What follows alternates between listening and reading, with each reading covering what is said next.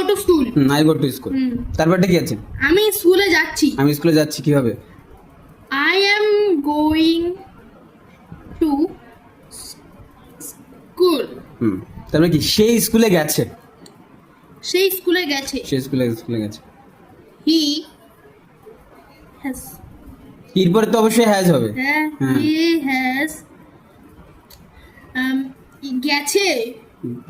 তাহলে হবে হ্যাভ এর পরে কি ভার্বের থার্ড ফর্ম হয় না?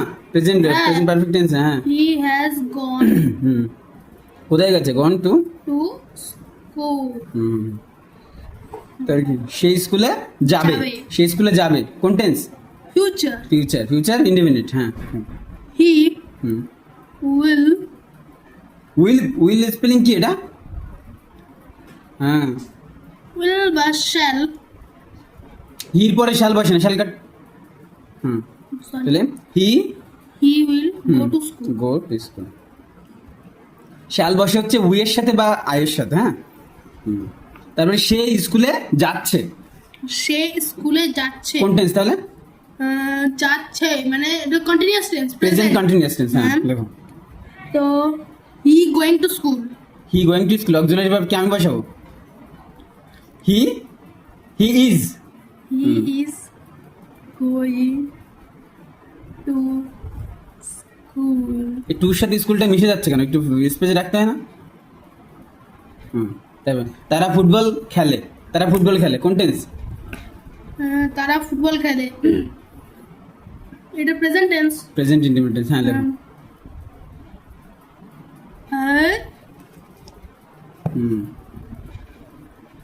দে play football. They play football. হ্যাঁ, দে প্লে ফুটবল।